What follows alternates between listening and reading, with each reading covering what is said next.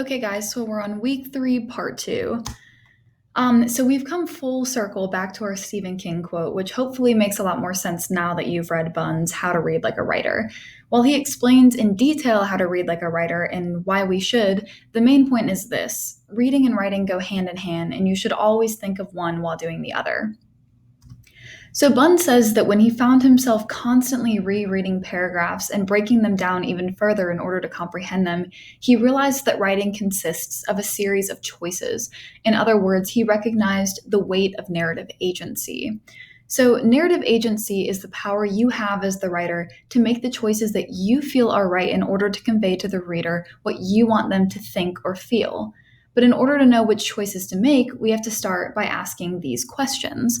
So, some things that we ask are: what are the most important, effective, or affective, most emotionally provoking, interesting, etc., writerly choices in the text? What are their effects on me? Would you want to try this technique on your own? How did they make me feel this way? How did they make me think this? Etc. So Angelina does this fabulously in her discussion post for this week. She starts reading like a writer when she conveys the thoughts and questions she had at the beginning of Neruda's poem, and then we can see her thoughts about the poem, how it made her feel, and why it made her feel that way morph into a powerful realization. She, as a Latinx student, is inspired by Neruda's choice to write his poem in Spanish and wants to be able to convey the same sentiments he does in her own writing. In other words, she's reflecting on the way that that specific choice to write in both Spanish and then in English made her feel, in realizing that she identifies with that and wants to replicate it, is thinking about how she can adopt his technique into her own writing. So, Angelina, you might not have realized it, but you just experienced a moment like what you might write a literacy narrative on. Reading Neruda's poem made you reflect on your experience with language and change the way you viewed writing in your English classes. So I encourage you to write in whatever language or forms help you to best express yourself, and this goes for everyone. So Alex here is pointing out his confusion at reading the beginning of Zero Plastic. He writes that not including any names and bouncing back and forth between ambiguous pronouns like she did this, he did this, give Blackwell's writing a mysterious aspect which he might want to mimic in his own writing to build suspense and keep the reader reading on. So he also leads into an analysis which is important. This is what all of you guys did, but I'll get to that in a minute.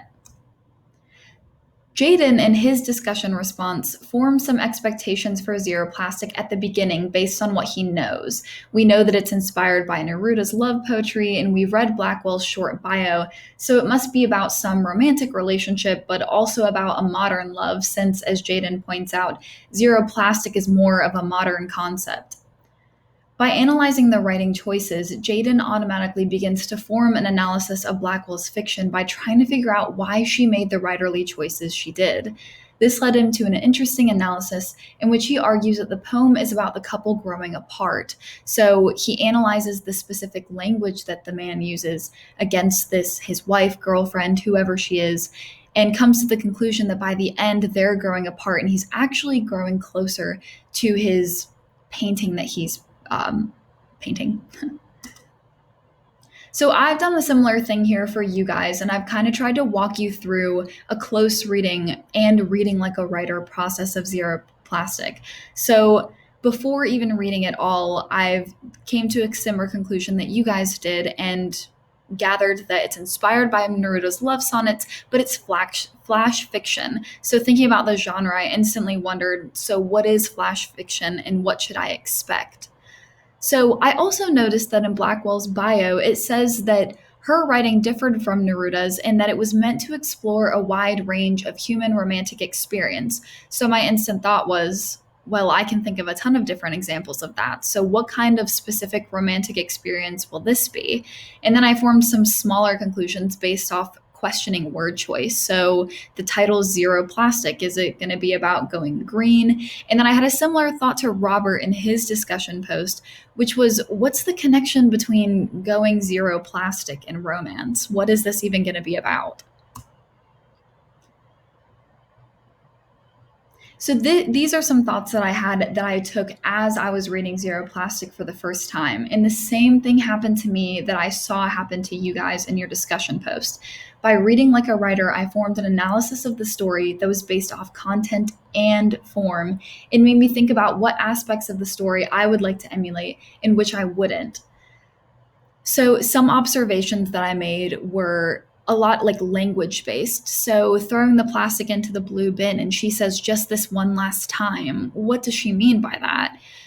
And then his language gets really weird too. So he says, unlike those other times. So I start to think, what does he think of her? What does he claim are her motives for going zero plastic? So you might want to read that paragraph and really reflect on that.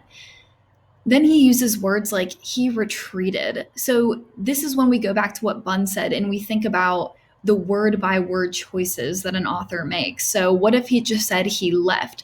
What specific feeling or connotation does the word retreated have? And similarly, she had given up. Her obsessions had been good for his career, like the greedy consumer she said we all were but shouldn't be. So as we get to the end of this story, we can see him almost growing more hostile and judgy towards her. And it makes you wonder, what is happening? What is their relationship really like? So then in the last paragraph, a lot of you mentioned this line. He says that basically she can go somewhere else. Let her take away her thrift store chic and leave him with a woman who needs no clothes at all, who requires no soap, who doesn't even kill microorganisms because she doesn't breathe air. So I kind of agree with Robert's observation or analysis that he forms at the end of his discussion post, which is that is their relationship healthy? We're kind of leaning towards no, it's pretty toxic. So then the analysis that I come to is like I told you guys that the tone grows more hostile, that he seems to be distancing himself from her and growing weirdly intimately obsessed with his artwork. So we have this theme of obsession and infatuation. And then while we're confused at the beginning, like Alex pointed out, because of the ambiguous pronouns, we start to narrow into his point of view. And that kind of shapes how we view the she in the story and what it's all about.